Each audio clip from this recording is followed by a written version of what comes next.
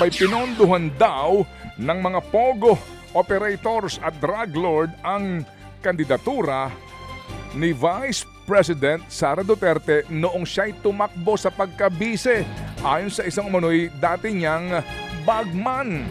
Lumutang po ang napakilalang dating bagman daw ni VP Sara na isang Ramil Madriaga. Sa kanya pong sworn affidavit, kanyang idinitalye ang akusasyon na umano'y nakinabang daw si VP Sara sa pera na nanggagaling sa mga drug lord at pogo operators. Nagtrabaho daw si Madriaga kay VP Sara noong pong siya'y mayor pa ng Davao City. Si Madriaga daw ang nagbibigay ng intelligence report noong 2018 para sa plano daw ho noon ni VP Sara na tumakbo bilang presidente. Siya rin daw po yung nagtatag ng grupong Inday Sara Duterte is my president at ang pondo raw po ay ginamit ang pondong ginamit daw ay pera mula umano sa pogo operators at sa mga drug dealers. Minsan nag-uutos sa kanya kung saan kukunin yung pera, isang Chinese na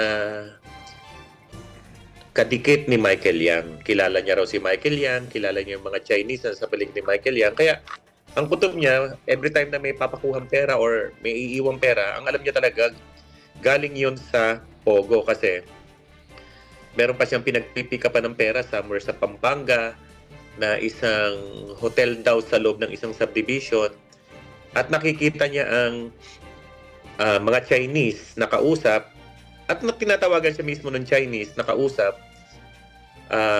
Kaya alam niya talagang Pogo money yun. Yan po ang tinig ni Attorney Raymond Palad, ang abogado po ni Madriaga.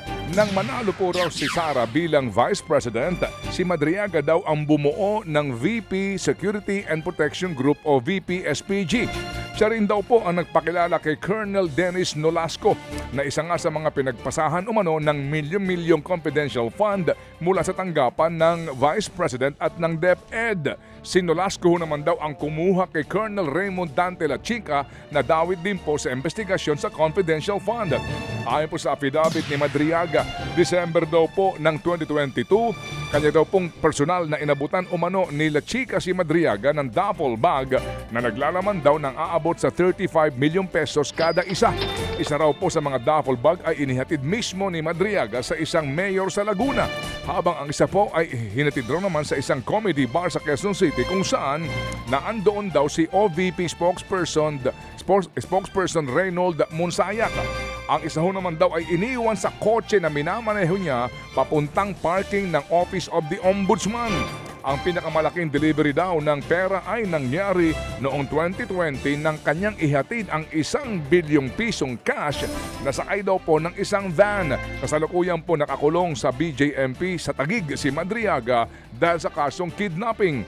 Ayon sa abogado niya si Attorney Raymond Palad, natatakot na raw po para sa kanyang kaligtasan si Madriaga. Wala pang pahayag po ang kampo ni VP Sara tungkol sa binabanggit ni Madriaga sa kanyang inilabas na affidavit. Samantala, idineklara pong pugante ng Sandigan Bayan si dating Congressman Zaldi Co at 3 iba pa. Idineklara ito ng Sandigan Bayan 5th Division dahil ayon sa kanila sadyang umiiwas sa pagliliti si Zaldi Co. Iniutos din ng Sandigan Bayan sa Department of Foreign Affairs o DFA na agad pong kanselahin ang kanyang pasaporte. Ayon pa sa Sandigan Bayan, may sapat na ebidensyang alam ni Co ang kanyang mga kaso.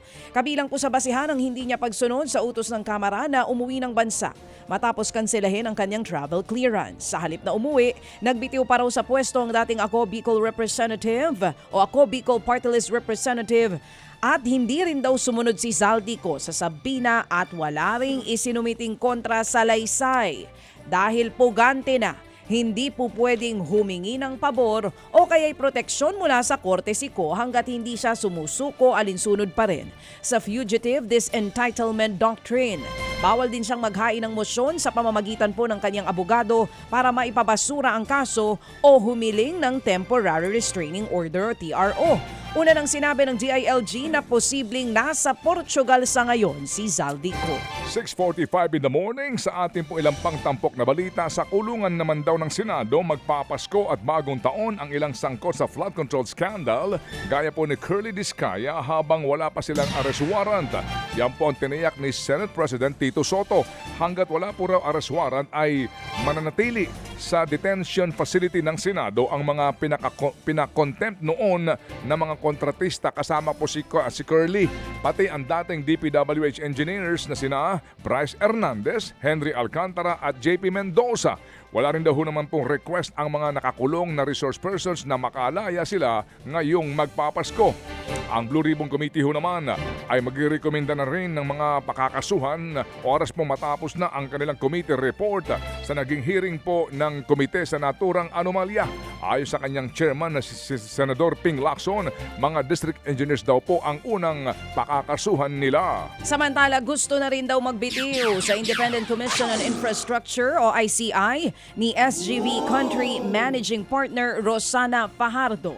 Isiniwalat yan mismo sa News 5 ni dating ICI member Benjamin Magalong. Ayon kay Magalong, nagsabi na si Fajardo sa palasyo na gusto niya nang magbitiw ngayong buwan. Pero napakiusapan daw siya na manatili muna sa pwesto hanggang sa Enero. Kung sakali, si Fajardo ang ikalawang ICI Commissioner na magbibitiw mula sa komisyon. Nauna nang magbitiw si ICI o sa ICI si dating Public Works Secretary Babe Singson dahil daw sa kanyang kalusugan. Pero kalaunan, lumabas sa mga problema tungkol sa kakulangan ng suporta mula po sa Malacanang. Sa programang Story Con ng One News, sinabi ni Magalong na nahirapan si Fajardo na pagsabayin ang kanyang responsibilidad sa SGV at sa ICI. Marami ho siya kasing trabaho sa SGB eh. Saka hindi At year-end ho kasi, kaya talagang siguro napipilitan ho siya na very demanding din ho yung job. Yan nga po ang tinig ni Baguio City Mayor Benjamin Magalong. Hindi po naman daw po kumbinsido ang ilang mga kongresista sa inihaing anti-political dynasty laws o bill ang inihaing nga ni House Speaker Bo G.D. at House Majority Leader Sandro Marcos. Sa ilalim po kasi ng panukala ay bawal magsabay sa pwesto ang magkakamag-anak hanggang 4th degree of consanguinity or affinity. Sakop niyan ang mag-asawa, magkapatid, magulang o anak hanggang sa first cousin at mga tito, tita at mga pamangkin. Pero bawal lang yan kung hindi kayo magkakapareho ng level o cluster. Sa ilalim po ng Anti-Dynasty Bill, ginrupo ang kada posisyon sa gobyerno sa 6 na level o cluster. Ang sabi po sa panukala, basta hindi kayo pareho ng cluster o level na tatakbuhan, pwede pa rin pong maluklok ng sabay-sabay ang magkakamag-anak. Hirit tuloy ng ilang pong kongresista, abay malinaw na ito pa rin po ay political dynasty. Mga kapatid, brothers and sisters, saan ka pa? Dito na tayo sa totoo. Dito na tayo sa True FM. Mga kapatid, mag-subscribe and follow po kayo sa social media accounts ng True Network PH. Yan po kami, hanapin nyo lang True Network PH, Facebook, Instagram, YouTube, TikTok, and podcast. Mapa Apple or Spotify man yan, mahahanap nyo kami. Lahat ng mga napapanood at napapakinggan nyo po sa programa, nasa social media accounts namin yan. So paano mga kapatid? See you sa social media!